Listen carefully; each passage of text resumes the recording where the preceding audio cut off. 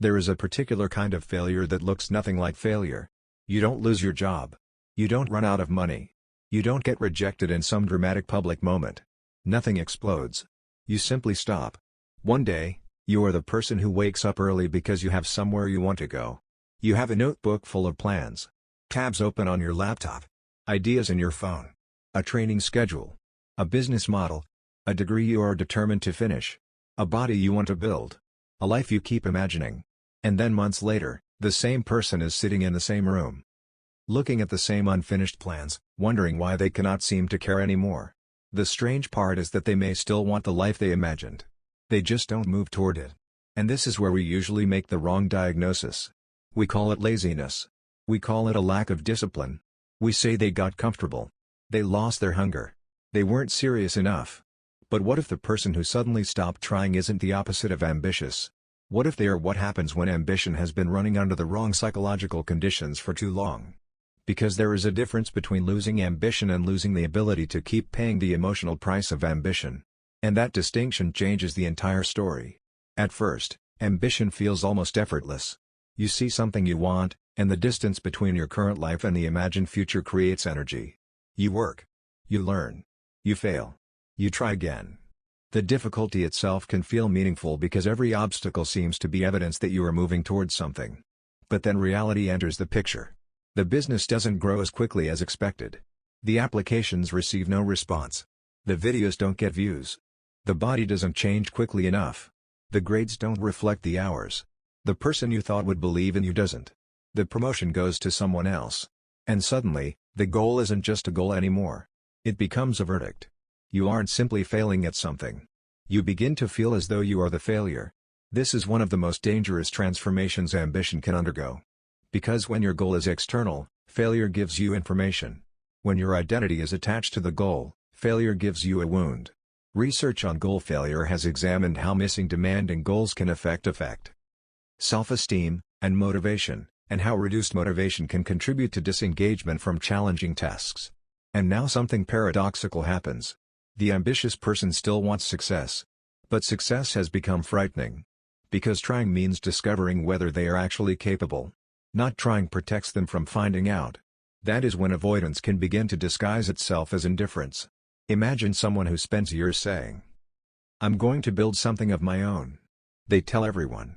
They research. They make plans. They begin. Then reality becomes difficult. The first attempt fails. They try again. The second attempt performs badly. They try again. The third attempt gets close, but not close enough. At first, they become more determined. Then something changes. They start researching instead of executing. Planning instead of publishing. Watching instead of participating. Learning instead of risking another result. From the outside, it looks like procrastination. But psychologically, something more complicated may be happening. The person has discovered that not acting has an advantage. If they don't publish, the video cannot fail. If they don't apply, they cannot be rejected. If they don't launch, the business cannot prove itself unsuccessful. If they don't compete, nobody can demonstrate that someone else is better. The dream remains intact. And that matters. Because an unfinished dream can still be perfect. Reality cannot criticize something you never allow reality to test. This is why some ambitious people become trapped in preparation. Preparation feels productive. But it also provides protection. There is another layer. Ambitious people often receive enormous rewards for achievement. Praise. Attention. Respect. Money. Status. Approval. And gradually, the external world starts teaching them what they are supposed to value. Self-determination theory. A major framework in motivation research. Distinguishes between different forms of motivation and emphasizes the importance of autonomy, competence, and relatedness for high-quality motivation and engagement. The distinction matters. There is a profound difference between "I want to become excellent at this" and "I need to become excellent at this because then people will finally respect me." The behavior may look identical. The psychology is not. One is driven largely by the activity and the desire to develop. The other can become dependent on external evaluation. And external validation is an unstable fuel source. Because there is always another person ahead of you. Another salary. Another follower count. Another achievement. Another person younger than you who appears to have done more. Another version of yourself you think you should already have become. So the finish line moves. You reach something. It becomes normal. Then you need the next thing. And then the next. Until eventually you are no longer chasing a destination. You are running away from the feeling of being behind. That is a very different kind of ambition. And this is where ambitious people can become especially vulnerable to exhaustion. Not because ambition itself is pathological. It isn't. Not because working hard is inherently harmful. It isn't. The problem is what happens when effort stops producing psychological reward. Imagine pushing a heavy door. At first, you push harder because you expect it to open. But suppose the door never moves. You push harder. Still nothing. Harder. Nothing. Eventually, the problem is no longer whether you are willing to push. The question becomes, why would I keep pushing something that never responds? That question is important because persistence is not simply the ability to continue. It is the ability to continue while believing that continuing still makes sense. When that belief disappears, discipline becomes much harder to sustain. This is why one of the most misunderstood ideas about ambition is that successful people simply have more willpower. Sometimes they don't. Sometimes they have a stronger relationship between effort and meaning. They can see why today's action matters. They can tolerate delayed rewards. They can adapt when circumstances change. And critically, they can change the goal without interpreting that change as personal defeat. Research on goal disengagement is especially interesting here. In studies by Karsten Rosch and colleagues, the ability to disengage from unattainable goals and re-engage with alternative goals was associated with better subjective well-being.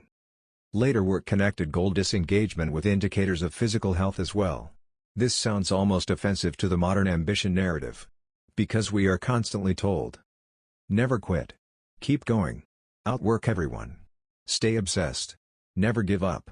But there is a problem with turning persistence into a moral virtue. Sometimes refusing to quit is courage. Sometimes it is fear. The difference is whether you are continuing because the goal still matters and remains realistically actionable, or because abandoning it would force you to confront what it meant to you. That is a much harder question. Consider two people who both walk away from a goal. The first says, I've learned enough to know this isn't the direction I want anymore. I'm going to use what I learned somewhere else. The second says, if I can't make this work, then maybe I'm not capable of anything. Both stopped. But psychologically, they did not do the same thing. The first person disengaged from a goal. The second person may have disengaged from themselves. And this distinction matters. Because healthy ambition requires flexibility. You need enough commitment to continue when things become difficult. But enough flexibility to recognize when the strategy, environment, timeline, or even the goal itself needs to change. A 2020 meta-analysis examining goal adjustment across 31 samples found that both goal disengagement and goal re-engagement were associated with quality of life. Although the strength and direction of relationships varied across outcomes and populations. In other words, sometimes progress means pushing harder. Sometimes progress means changing direction. And sometimes the person who appears to be giving up is actually making the psychologically healthier decision. But there is a darker reason ambitious people stop trying. They get tired of disappointing themselves. Think about how exhausting it is to repeatedly make promises to yourself. This time I'll do it. This month I'll be consistent. This year I'll finally change. And then you don't. You miss the target. Again. Eventually, the promise itself becomes painful. So you stop making promises. You lower your expectations. You tell yourself you don't really care. Because disappointment hurts less when you pretend you never wanted the thing. This is why a person can move from I will become successful to success isn't that important anyway. The second sentence may be wisdom. But sometimes it is psychological armor. And you cannot tell which one it is simply by listening to the words. You have to look at the emotional pattern underneath them. Does the person feel peaceful? Or numb? Have they genuinely discovered a better direction? Or are they avoiding another confrontation with failure? Those are very different states. There is also something uncomfortable about being ambitious for a long time. Eventually, other people start building an identity around you. You become the smart one, the disciplined one, the future entrepreneur, the athlete, the person who is going places. And then you are no longer pursuing the goal alone. You are protecting an image. This creates a strange trap. If you succeed, the image survives. If you fail publicly, the image changes. So some ambitious people become increasingly cautious as they get older. Not because they became less capable. Because they have more to lose psychologically. A beginner can fail and say, "I was learning." A person who has spent 10 years telling everyone how talented they are may experience the same failure very differently. The beginner loses a result. The second person may feel as though they have lost an identity. Research on contingencies of self-worth provides one example of this broader phenomenon. When self-worth becomes strongly tied to achievement in a domain, failure can have consequences that extend beyond the immediate result into self-esteem, affect, and motivation. And suddenly, ambition has become fragile. Because it depends on always having evidence that you deserve the identity you created. This is also why comparison can quietly destroy ambitious people. Not because comparison is always bad. Comparison can provide useful information. But imagine spending years measuring your life against people who are ahead of you. You look at someone else's career, someone else's body, someone else's relationship, someone else's business, someone else's house, someone else's age, someone else's progress. And the human mind does something strange. It stops measuring distance from where you started. It measures distance from whoever happens to be ahead of you. So you can make enormous progress and still feel like you are losing. That creates an impossible psychological game. Because there is no final score. There will always be someone with more. And if your motivation depends on winning a comparison game that has no finish line. Exhaustion is not a surprising outcome. It is almost inevitable. But then comes the question that matters most. If an ambitious person has stopped trying, what should they do? The obvious answer is, try harder. And sometimes that is exactly right. But before asking someone to push harder, you have to determine why they stopped pushing. Because different causes require different responses. If the problem is exhaustion, more pressure can make it worse. If the problem is fear of failure, more motivational speeches may not solve it. If the problem is a meaningless goal, discipline may only keep someone trapped. If the problem is unclear strategy, effort without adjustment simply repeats the same mistake. If the problem is external validation, another achievement may temporarily help while making the underlying dependency stronger. And if the problem is genuinely that the person has outgrown the goal, forcing them back toward it may be the least intelligent thing they can do. The first question is therefore not, how do I become motivated again? It is, what exactly am I asking motivation to carry? Maybe you don't hate working. Maybe you hate working towards something you no longer believe in. Maybe you don't lack discipline. Maybe your current system depends on a level of energy you cannot sustainably provide. Maybe you don't fear success. Maybe you fear what success would require you to sacrifice. Maybe you aren't lazy. Maybe you've spent so long converting every activity into a performance test that even things you once loved now feel like examinations. And maybe the most uncomfortable possibility is this. You still want the dream. You just don't want to become the person you think you have to become to reach it. That is a completely different problem. There is a reason mastery-oriented goals can be psychologically different from goals centered on proving competence to other people. When the objective is learning, improvement itself becomes evidence of progress. When the objective is proving your worth, progress becomes unstable. You can improve and still feel inadequate. You can succeed and still feel behind. You can win and immediately start worrying about losing. Research comparing achievement goals has repeatedly explored this distinction, with evidence suggesting that performance-focused goals can undermine intrinsic motivation relative to mastery goals under some conditions. This doesn't mean ambition should disappear. It means ambition may need a different foundation. Instead of, I need to become extraordinary, try, I want to become better at this. Instead of, I need everyone to see what I'm capable of, try, I want to see what I'm capable of. The difference is subtle. But psychologically, it changes who the work is for. And perhaps this is why some people suddenly become ambitious again after years of doing nothing. Nothing magical happened. They didn't discover a secret productivity system. They didn't suddenly become disciplined. Something inside the goal changed. Maybe they stopped caring about impressing people. Maybe they found a problem they genuinely wanted to solve. Maybe they accepted that failure would not destroy them. Maybe they stopped trying to make one achievement repair their entire self-image. Maybe they finally gave themselves permission to pursue something without needing it to justify their existence. And suddenly, movement becomes possible again. Because the task no longer feels like a courtroom. It becomes a workshop. You are not there to prove your worth. You are there to build something. There is another lesson hidden here. We often imagine motivation as a personality trait. Some people are motivated. Some people aren't. Some people are disciplined. Some people aren't. But motivation is also relational. It depends partly on the relationship between the person, the goal, the environment, the feedback, the perceived control, and the meaning attached to the activity. Change the relationship, and behavior can change. That is why the same person can be intensely motivated in one environment and completely disengaged in another. The person didn't necessarily change. The conditions did. Self-determination theory specifically emphasizes how social environments can either support or undermine autonomy, competence, and relatedness, and therefore influence motivation, engagement, well-being, and performance. So if someone has suddenly stopped trying, perhaps the first investigation should not be, what is wrong with them? It should be, what changed? What changed in the goal? What changed in the environment? What changed in their expectations? What changed in the rewards? What changed in their identity?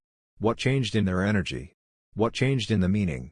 And perhaps most importantly, what changed in the relationship between effort and hope? Because people can tolerate extraordinary difficulty when they believe difficulty has meaning. They can work for years. They can endure rejection. They can start over. They can fail repeatedly. But when effort stops producing either progress, learning, meaning, or hope, something begins to break. Not necessarily their character. Their relationship with the pursuit. This is where the modern idea of never give up needs to become more sophisticated. Never give up on yourself. That is one thing.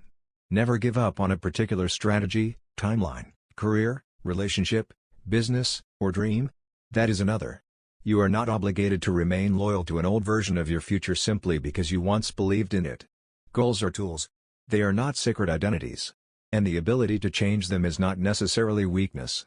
In fact, research on goal adjustment suggests that the capacity to disengage from unattainable goals and re-engage with alternatives can be associated with better well-being. The mature form of ambition is therefore not endless pursuit. It is selective persistence. Knowing what deserves another attempt. Knowing what needs a different strategy. Knowing what should be abandoned. And knowing what should never have been tied to your identity in the first place. So if you have been wondering why you suddenly stopped trying, don't rush to call yourself lazy. Sit with the question longer. Maybe you are exhausted. Maybe you're afraid. Maybe you've been disappointed too many times.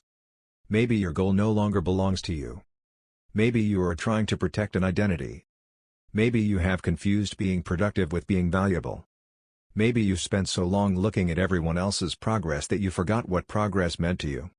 Or maybe you simply need to rest long enough to hear your own preferences again. And there is an important difference between resting and resigning. Rest says, I need to recover before I continue. Resignation says, there is no point continuing. Sometimes resignation is appropriate. Sometimes it is not. The point is to know which one you are experiencing. Because the most dangerous version of ambition isn't the person who wants too much. It is the person who believes they must achieve in order to deserve peace. That person can accomplish extraordinary things. They can build companies, win competitions, earn degrees, make money, become admired, and still feel like they are one failure away from discovering that they were never enough. No achievement can permanently solve that equation. Because achievement produces evidence. It does not produce certainty. There will always be another test. Another competitor. Another failure. Another person who is better. Another mountain. If your identity depends on winning, eventually life will present you with a situation you cannot win. And then you will discover whether you built a life, or merely built a case for your own worth. Perhaps the deepest transformation, then, is not becoming more ambitious. It is becoming capable of ambition without being owned by it. To want something intensely without believing that failure makes you worthless. To work hard without worshipping exhaustion. To pursue excellence without needing applause. To change direction without calling yourself a failure. To rest without feeling guilty. To walk away from a goal without walking away from yourself. And to begin again without needing the new beginning to erase the previous one. That is a much more durable form of ambition. Because now the goal is no longer carrying your identity. You are carrying the goal. And that changes everything. At the beginning of this story, it looked like the ambitious person had simply stopped caring. But perhaps that was never the real mystery. The real mystery was, What happens when someone spends so long trying to become the person they believe they should be that they eventually lose contact with the person who actually wanted the goal? Maybe the answer isn't always to push harder. Maybe it is to become honest. Honest about what you want. Honest about what you don't want. Honest about what hurts. Honest about what you are afraid to test. Honest about whose approval you are chasing. And honest about whether the future you are fighting for is still your future. Because sometimes the person who stops running has finally realized the race was never theirs. And sometimes they stopped because they were exhausted. And sometimes they stopped because they were afraid. And sometimes they stopped because they failed. But there is one possibility we often forget. Sometimes they stopped because something inside them was asking for a different way forward. Not less ambition. A better relationship with ambition. And perhaps that is the real goal. Not to become someone who never stops. But to become someone who knows when to continue, when to change, and when to begin again. Because the strongest person is not necessarily the one who can force themselves forward forever. It may be the person who can look honestly at the road ahead and say, "This still matters to me. So I'll continue." Or, "This no longer matters to me. So I'll let it go." Or, "I don't know yet. So I'll stop pretending that I do." There is strength in all three. And perhaps the moment you stop demanding that every goal prove who you are, is the moment you become free enough to pursue one again.